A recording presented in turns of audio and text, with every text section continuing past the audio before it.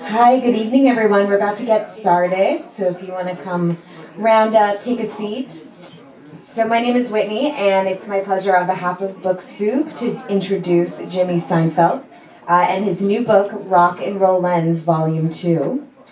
I just want to go over some housekeeping notes to begin. So make sure that your phones are on silent.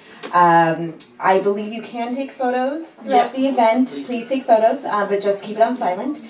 And the books will be on sale at the front register, and then Jimmy will be signing at the back register here. So you'll purchase up there and then go through the children's area to get the signature. So a little about Jimmy. During his 30 years in the photograph business, he has worked with everyone from Miles Davis to the Ramones. In Rock and Roll Lens Volume 2, his new book, he has included 50 of his best black and white photographs, as well as commentary, and those stories are with them, and it's by celebrity friends, great people in the music industry. Contributors include Lou Gossett Jr., Steve Jones of the Sex Pistols, Clem Burke of Blondie, Slim Jim of the Stray Cats, and many, many more. So without further ado, here's Jimmy.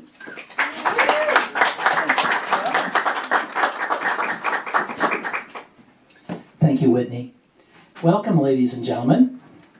And the first thing I'd actually like to do before I make my comments is to introduce Del Casher, who's one of the great story writers in the new book, who's going to say a few words. Del, if you would come up. Thank you very much, Jimmy. Thank you, Steve. Well, first of all, Jimmy, I think that I should tell you what an honor it is to be in your book and have published the story that I talked about. And I'll keep you in suspense about it. It's a very famous guitar player friend of mine. But I should tell you, before I introduce any more about the genius of Jimmy, but I want to tell you why he's a genius. First of all, I just was having lunch with one of the vice presidents at Rhino Records, and he said, "My God, I'm a guitar player originally," and he said, "You play so amazing." He says, "Who have you worked with?" And I said, "No, that's the wrong question. You should ask, who didn't I work with?" Because I worked with everybody from Gene Autry to Ray Conniff's orchestra to Lawrence Welk and to Frank Zappa. And Lawrence Welk and Frank Zappa and Gene Autry have a lot in common, don't they? But I fit in there, and I played the Whiskey A Go-Go right down the street, right around the corner here. And that was a couple of years ago. That was in 1966. And so I just wanted to let you know a little bit about my background, because it's such an honor to be in Jimmy's book, and to know that you should realize the genius of what Jimmy has come up with. I think it's just a brilliant idea. And that is, he's taken pictures, and we all look at pictures, but he has made it into a story. And you know what? I love to look at pictures. I don't like to read that much, but my wife does. This is her favorite store other than Saks Fifth Avenue. And I got to say that it was such a pleasure to... I didn't realize when Jimmy just casually said, "What do you think about Chet Atkins as a guitar player?" And I told him, "Well, I only met Chet once, and I got to tell you," and he published every word I had said about it, because Chet was one of my favorites as a guitarist among many, many guitar players. I was very close with Les Paul and many other people. So without me saying any more, I just want to say that the genius of Jimmy, please appreciate the fact that Jimmy has come up with the ingenious idea of a book that you can look at pictures and either enjoy the picture, or you can see a brief story about all these various wonderful people who had some comment about that particular artist, like Alice Cooper or whoever you may like. And I think combining the two is the genius of Jimmy Steinfeldt. So let's give a nice round of applause for Jimmy Steinfeldt. Thank you, Jimmy. It's a real pleasure. Thank you, Del, for those very kind words. They're humbling. By the way, a little bit more about the great Del Casher. Del, of course, is a legendary guitarist, having played, as he mentioned, with Frank Zappa, and also with Elvis Presley and so many others. And and of course, inventor of the wah-wah pedal. So it's quite a thing. Quite an inventor of many things, and terrific person. By the way, one of the first people I met in Los Angeles when I moved my studio here from Minneapolis 21 years ago, one of the first people I photographed was Del Casher. And that was at my original LA studio in Culver City. So we go way back. The next thing I'd like to say is, if you want to shoot some video of tonight, please feel free to do so and send it to me, or do some stills. That'd be great too, and I'll post them.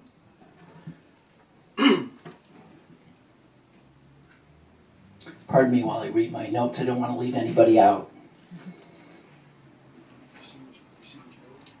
I want to thank Book Soup, of course, for having me here tonight for this wonderful launch of my new book, Rock and Roll Lens, Volume 2. I want to specifically thank Dan, Marion, Jessica, Whitney, a fellow alumni of SDSU, San Diego State University. Found that out tonight. That's pretty cool. And Rob, who made this incredible poster promoting tonight's event. Here it is.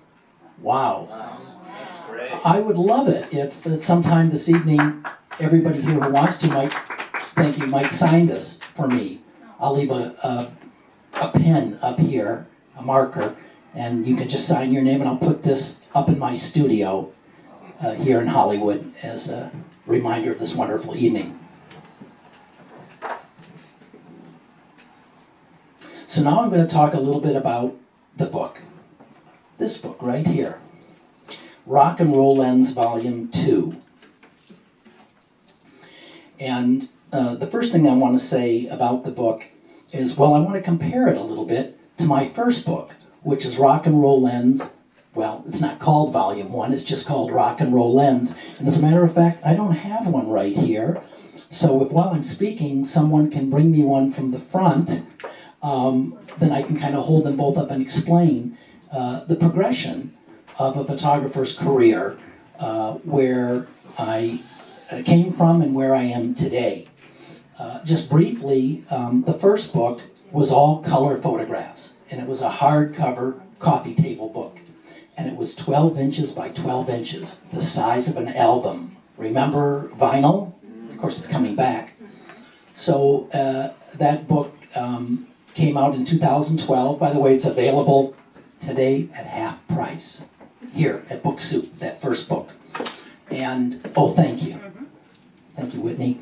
So here's the first book, color photos over my career, and there's 50 stories, one story for each picture in the book.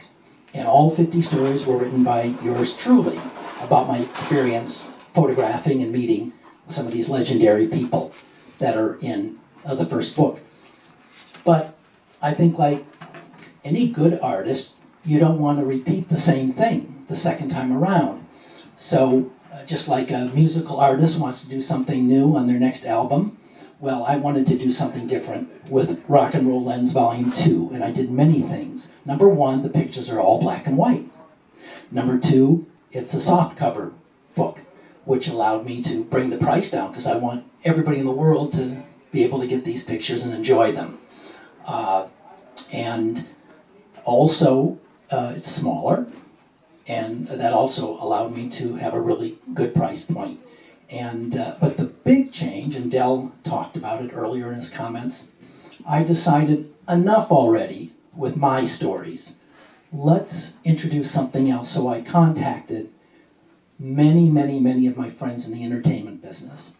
And I said, would you be interested in writing a short story to go with the pictures in my new book? And that was a big project in itself, but I got 50 people, wonderful people, friends in the industry, each to write one story for my new book. And many of them are here tonight, and I'll be thanking them here in a few minutes specifically. So on each page of the book is a photograph that I took. This one happens to be a Fiona apple. And on the opposite page is a story about Fiona Apple. Not by me, but in this case by Greg Richling, who was the bass player for the Wallflowers. And it goes like that throughout the book. A photograph I took, and then an anecdote, a story by a good friend of mine in the entertainment business.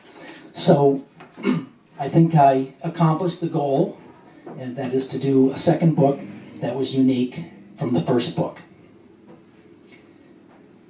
I'm very proud that this book is printed in the good old US of A. Many books today can't really afford to be done that way, but this book is, and I'm very excited about that. The foreword in this book is written by the great music journalist Harvey Kubernik, and he's published 10 books in his career, and I'm very proud that he wrote the foreword in my book. It's really an interview. If you want to know something about me, you can read that foreword. It tells you sort of a mini biography of my career. Let me tell you about choosing the photographs for this book. I've taken, I'm guessing, 250,000 photographs in my career. Think about that, 250,000 photographs. It's a lot of Kodak film. Well, and then in recent years, digital images. But how do I choose 50? Well, it wasn't easy, but that was a big project, and that's how it started, this second book. Choosing 50 great black and white photos for my career. And then, of course, I linked them up with these great writers that I told you about. Again, many of whom are here, and I'm going to recognize them in a minute. And then, of course, I had to work with the printer to make the book really quality. And to get a printer to print black and white photos beautifully is not easy. And I think I did that. In fact, I'm so confident that the book succeeded in that regard. I want to show you a letter I recently got that I'm very proud of. So this is a letter to me from the Rock and Roll Hall of Fame in Cleveland, the Library and Archives. And here's in brief what it says. Dear Jimmy, on behalf of the Board of Trustees of the Rock and Roll Hall of Fame, Library and Archives, we wish to thank you for the book that you sent us, which will further the development of the permanent collection of the Rock and Roll Hall of Fame, Library and Archives. Thank you. So, I'm not in the Rock and Roll Hall of Fame, but my book is.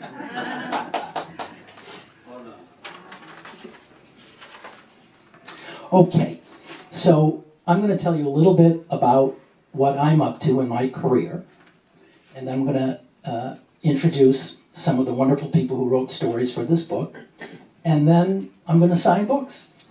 So without further ado, what's next for me? Well, number one, I forgot something really cool that I wanted to tell you about, and I'm just going to skip around. I want to say something about this wonderful store, Book Soup.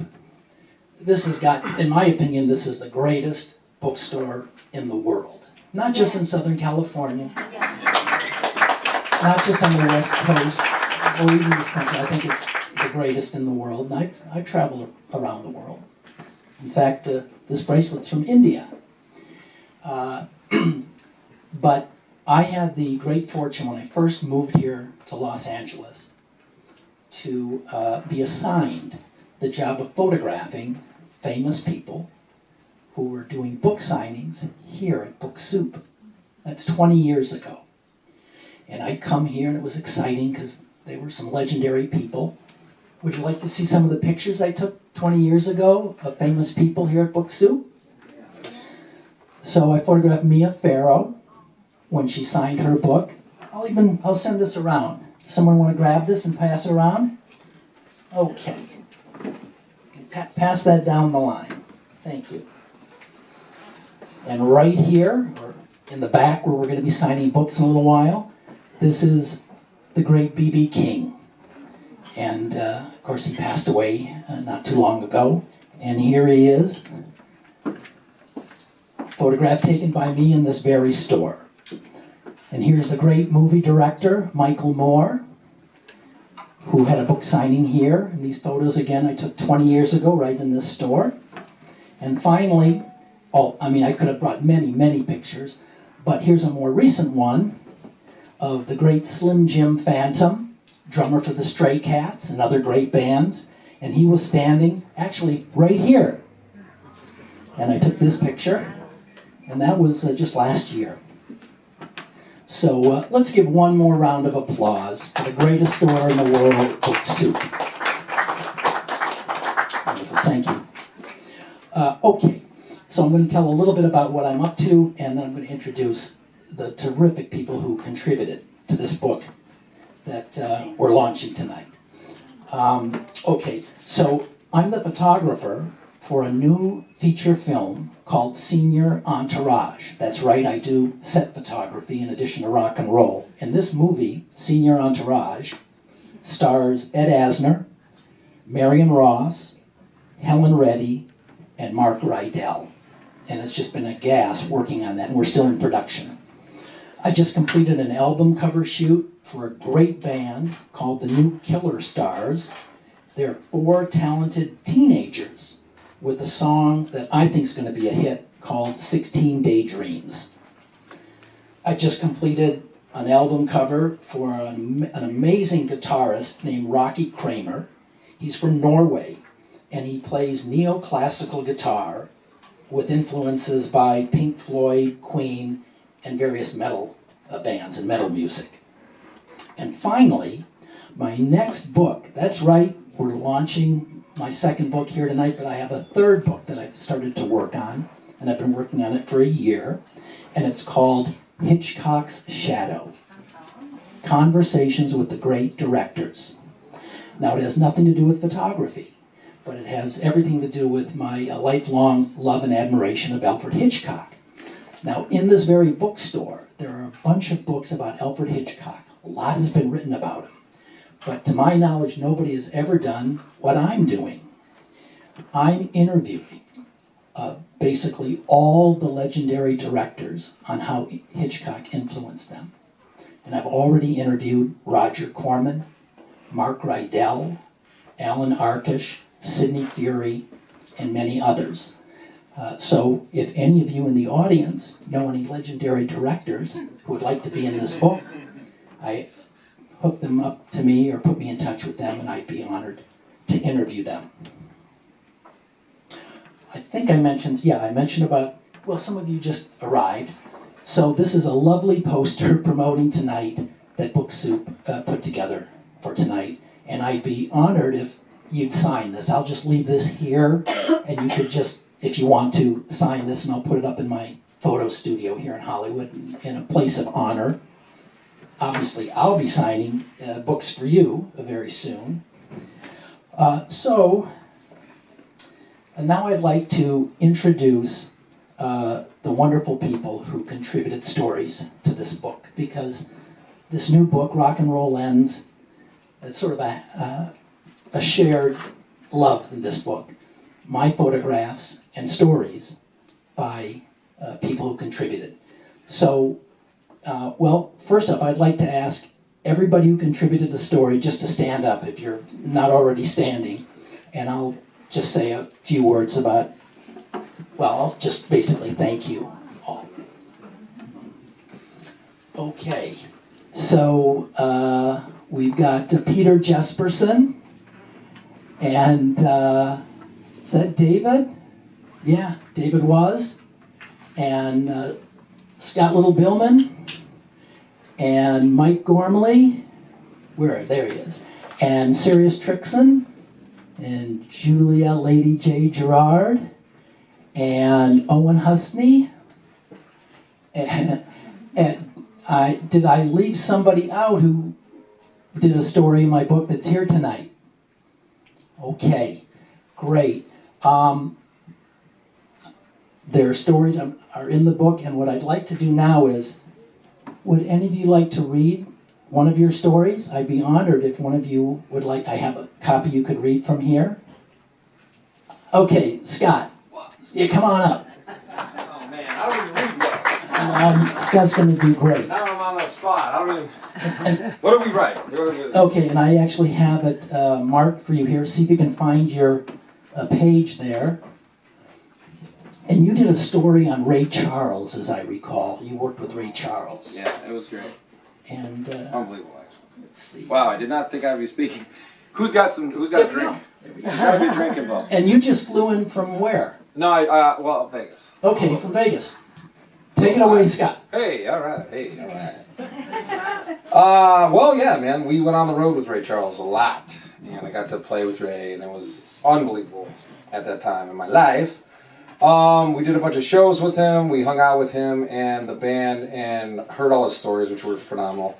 We ate with him often, and he would always smell his food. And at one time, I'd take cream in my coffee, and he's like, "Man, no, that cream is bad." So I did not use the cream. And did my coffee, stuff like that. But he would jam with us and learn so much from him on so many levels. And God bless him. And I'm so honored to be here tonight with Jimmy Steinfeldt. He shot our last record, and just so honored. So I love this guy. I'm very proud of him. Well, let's see. David, would you want to tell your story, or would you? Yes, no? Yeah.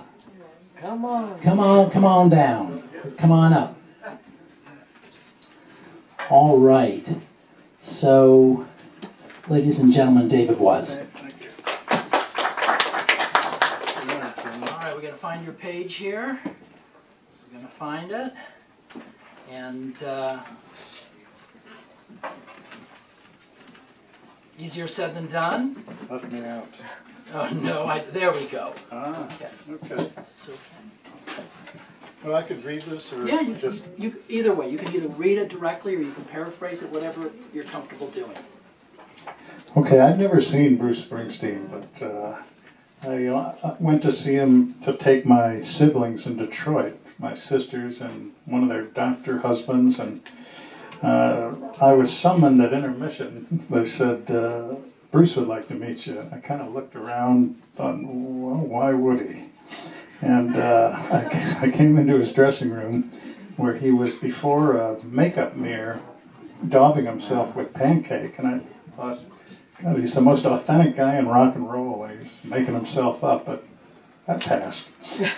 And he crossed to me and he said, pleasure to meet you. He said, I'm a big fan. And I said, no, that's my line. I said, please. And he said, no, and he named one of my songs, and he said, that's great songwriting.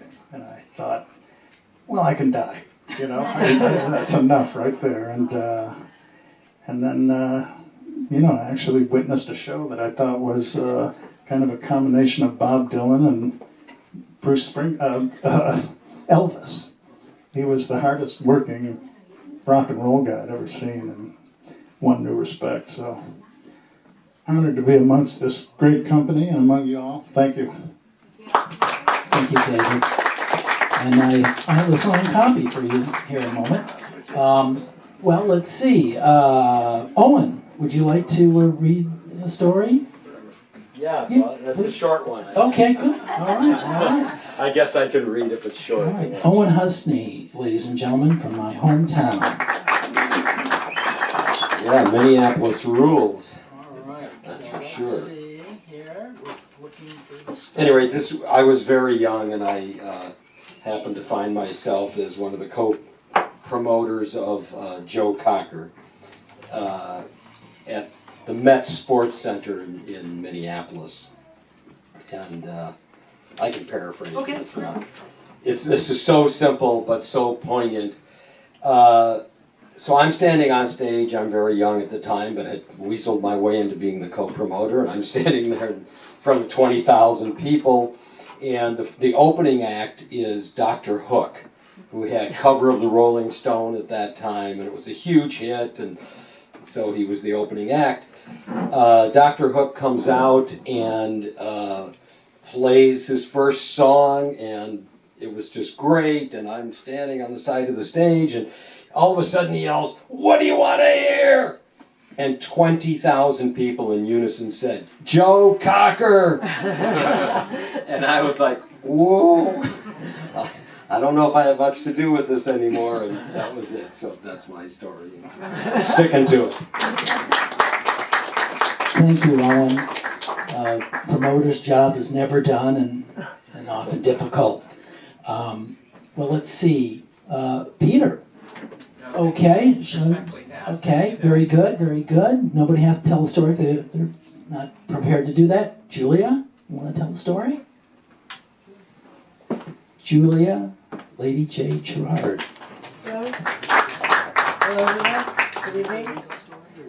No, I'm just gonna.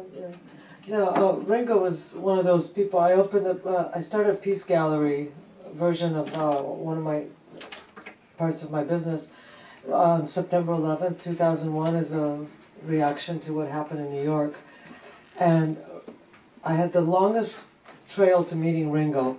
First, Joe Walsh came in, then Keith Allison came in, and all these guys, they kept on bringing things to Ringo, and finally Ringo shows up, and that happened to be the time when I was in London. And he just kept on shopping and shopping, and I finally met him in 2009. Was it 2011? No, it was 2011. And he came in the store, and he just started, I'm a terrible singer, so please forgive me. He just started singing, "All we are saying is give peace a motherfucking chance. For fuck's sakes, that's all we are saying." And Ringo's one of these guys, he never stops moving around. He's like 90,000 years old, and he's already like, he's constantly bouncing around. It's really cute. And a really, really, really good soul. And I got to meet his whole family and whatnot. And then I didn't see him again for a long time, but he's always in the store. He comes in early. He doesn't like to shop later, so he comes in like around 11 in the morning. He doesn't like to see other people too much. And the last time he came in was just not that long ago, and I see him, and I just kept on saying, "All we are saying." He just came in singing the same song, and we were just like picked up where it never ended. And I just want to say that he's a really cool guy, basically. Yeah. People wish me peace. Thank you, Julia.